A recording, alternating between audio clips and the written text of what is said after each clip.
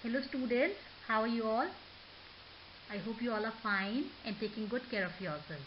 Today we are going to study noun case or cases of noun. What is a noun case? The case of a noun tells us about the position of that noun in a sentence. By case of a noun, we'll know that where is a noun placed in a sentence. There are three cases of noun: subjective case, objective case and possessive case. Subjective case. When a noun is used as a subject in a sentence, it is said to be in subjective case. So the subject of a sentence carries out the action of the verb in the sentence. To determine the subject of a sentence, we need to ask who or what before the verb. For example, there is a sentence, Lisa works in a school. So how will know what is the subject here and what is the subjective case? So we'll read the sentence and we'll ask a question. Who works in a school?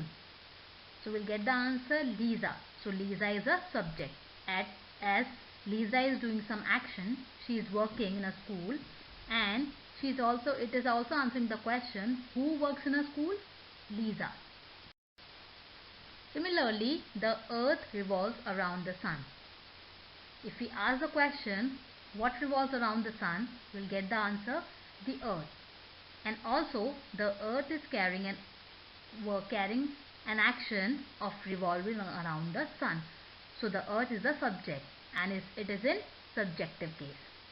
One more example we have, Karan is making paper plane. Here the verb is making. So before verb, if we ask a question, who is making paper plane or who is doing something here, the answer we will get is Karan. So therefore Karan is a subject and it is a subjective case of a noun.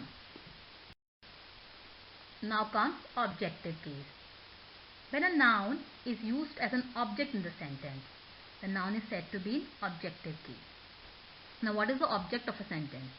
The object of a sentence is the person or thing upon whom the action of the verb is carried out, upon whom some action is carried out. To determine the object of a sentence, we need to ask who or what or whom after the verb. For example, the horse kicked the boy. So we'll ask the question, whom did the horse kick? We'll get the answer, boy. And we'll see that some action was done on the boy. The boy was kicked. So the boy is the object of the sentence and is in objective case. Now second example, mother baked the cake. In this sentence, if we ask a question, what did mother bake? So we'll get the answer, cake. Or if we say, on what thing the action was carried out. So the action was carried out on the cake. It was baked. So the cake is the object here and it is in objective case. One more example we have, Disha is drinking water. Here the verb is drinking. So we'll ask the question after the verb. What is Disha drinking? The answer we will get is water. So some action was carried out on the water.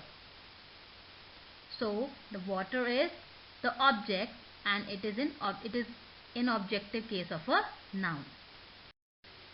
Possessive case. When a noun shows possession or ownership of something, it is said to be in possessive case. If it shows some belonging, it is said to be in possessive case. We use apostrophe to show possession. For example, Robin's house is near the river. In this sentence, Robin's house shows that Robin owns the house. It answers the question, whose house is near the river? Whose? Now in the second sentence, this is Sita's book. So Sita's book shows that Sita owns the book, as it answers the question, whose book is this? One more example we have here is, the rabbit's fur is soft.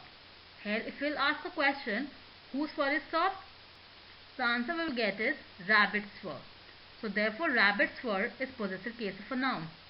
So possessive case of noun answers the question, whose. Now we'll learn about apostrophe. We use an apostrophe to show possession.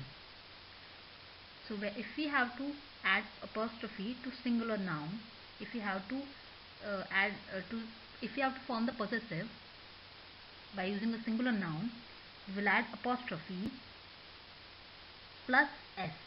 For example, friend of Anjali. Anjali is a singular noun, so we'll put an apostrophe and then s. Anjali's friend. Mane of the lion. So lion is a singular noun, so we'll put apostrophe after lion and an s. The lion's mane. So we add only the apostrophe to plural nouns and words ending with s. So plural nouns, as they have s already, so we'll not put an extra s. We'll only add apostrophe. And also to the names or the words ending with s, we'll not put an extra s. We'll only use an apostrophe. For example, shoes of girls. So girls is a plural noun and it already has an s. So we'll only put apostrophe after s. Girls' shoes. Book of James. So James has s in the end of the name or the word James. So we'll not use an extra s. We'll only use the apostrophe. James' book. Now we add apostrophe plus s to plural nouns that do not end with s. So there are some plural nouns which do not end with s. So with them we use apostrophe plus s. For example, section of women. So women doesn't have an s after it, though it is a plural noun. So we'll add an apostrophe plus s to make a possessive. Women's section. Similarly, wool of sheep. Sheep's wool. Also, when we are talking about two people, places or things that share possession of an object, when two people, two places or things have the same object, we use apostrophe plus s only once, and that too with the second noun. So if we are going to say the room belongs to Rahul and Rohit, so we'll say the room, this is Rahul and Rohit's room. We are not going to say Rahul's and Rohit's room. We'll say Rahul and Rohit's room. We'll add the apostrophe to the second noun. Hope you understood the cases of noun and also the apostrophe, its use and how to form the possessive. So thank you for watching the video. Bye bye.